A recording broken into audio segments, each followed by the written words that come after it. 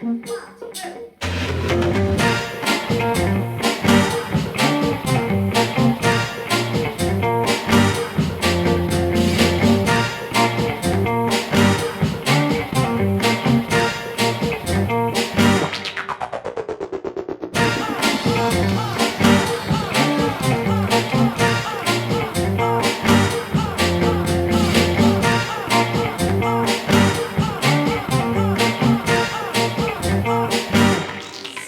musician, a recovering college radio junkie, and he currently directs programs at the National Music Center. Please welcome Adam.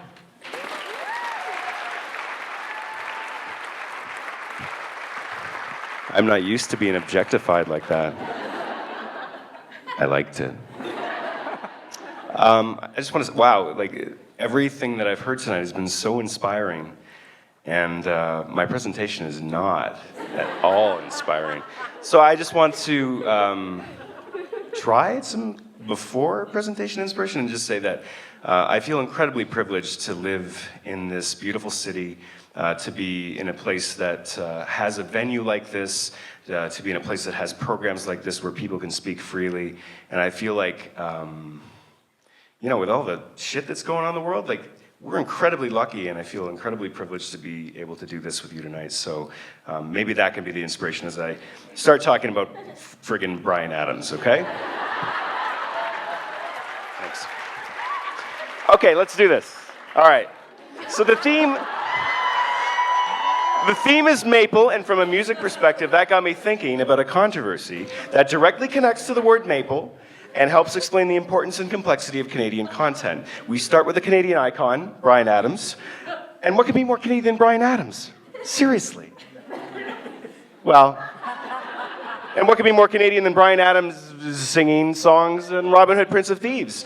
Waking Up the Neighbors was a smash record which featured one of the biggest charting songs of all time, Everything I Do It For You, which was written specifically for the human dynamo Kevin Costner's film Robin Hood, Prince of Thieves. The album sold more than 60 million copies worldwide, and surely a boatload of Junos would follow, right? But no, Bryan was sad. That did not happen.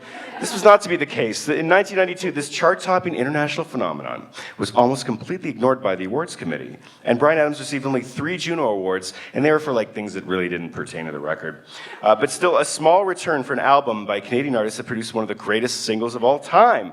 So why the sour face, Bry Guy? Why the snub? In a phrase, CanCon. Do you know what CanCon is? I'm going to explain it anyway. It's a rhetorical question. CRTC says broadcasters have to air a certain percentage of content that was at least partly written, produced, presented, or otherwise contributed by persons from Canada. Before new regs were instituted in 1971, Canadian music was largely received with relative indifference from Canadian radio. This is a major hurdle for Canadian musicians since they couldn't gain attention in their home country unless they're like Joni and they had hits that they made their careers abroad. So you got to remember, this is 1971. Not everybody had ponos. You guys got ponos? You got your pono on you? Yeah, well, you get it. Seriously? Never mind. Okay. Anyways, radio was king, but stations were slow to respond to these new regulations. And, they feared losing audience and advertising revenue. But there were regulations in place, and that brings us to Maple. And Elizabeth stole my thunder on this. I got my eye on you, music writer. And the Maple system comes into play. To qualify as Canadian content, music selections need to satisfy at least 2 of 4 criteria that responds to this acronym. And those criteria are, oh man, see, I was talking too fast. There we go. Music, artist, performance, lyrics. So the music has to be composed entirely by a Canadian. The artist or the music is or the lyrics are performed principally by a Canadian. The performance, the musical selection consists of a performance that is recorded in Canada. And lyrics, the lyrics are written entirely by a Canadian. Simple, right?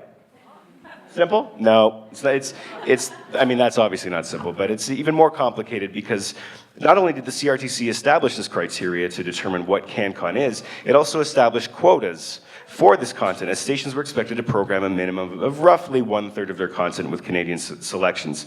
However, radio stations had some tricks up their sleeves, including beaver hours. Do you guys know what beaver hours are?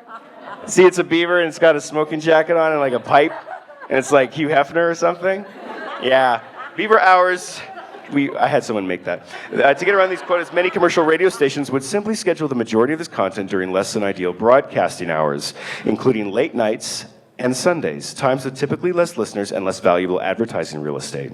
The CRTC had no choice but to once again respond to these orchestrations by the Canadian broadcasting industry and institute new rules to ensure broadcasters couldn't simply ghettoize Canadian content. This wouldn't be the last time we hear from the CRTC in this story. So fears of irrelevancy and bankruptcy from desperate private poor broadcasters proved to be unfounded as Canadians began to enjoy, appreciate, and pursue Canadian artists. There's no doubt that the CanCon rules cultivated a period of intense growth of a Canadian music industry. And that resulted not only in large international conglomerates setting up domestic Canadian shops to nurture and cultivate new talent as well as distribute American records, but it also led to a lot of tertiary recording industry things like artist promotion companies, talent agencies, recording facilities.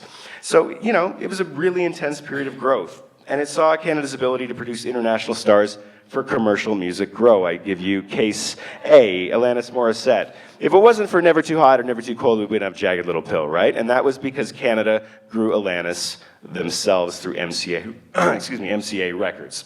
But just as importantly, this period of industry fermentation also produced a domestic cottage industry, cultivating groups that enjoyed household names in every corner of Canada, despite relative obscurity abroad. Blue Rodeo, Tragically Hip, I'm looking in your general direction. So, how does this relate to Bryan Adams? Well, back to Bryan. With all these rules in place, surely we can celebrate Bryan's incredible single and chart-topping album as a true Canadian classic, right? Not so simple. Because Bryan didn't read the fine print of the Maple system before recording this single and record. As Adams co-wrote both the music and the lyrics with Mutt Lange, who is, fun fact, from Zambia, he did not primarily record the album in Canada. He only fulfilled one of the MAPL criteria. As a result, under CRTC regs, none of the album's songs were considered Canadian content, thereby limiting the amount of radio play it could receive in Canada. That led to, it should be the sad face. I don't know what happened there. It's fine. In protest, Adams briefly threatened to boycott Canada's annual Juno Awards. Adams publicly criticized, there you go. See, he's screaming at it? See what he did there? He's screaming at it. He's like, eh. And he called the CRTC policy a disgrace, a shame, stupidity. He even said you'd never hear Elton John being declared un-British. That's a good point. It's time to abolish the CRTC. Wow, strong words from Bry Guy.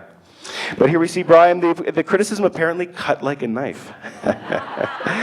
Yeah, I eat it up. And as a result of the controversy, the CRTC announced that Canadian content rules would be changed.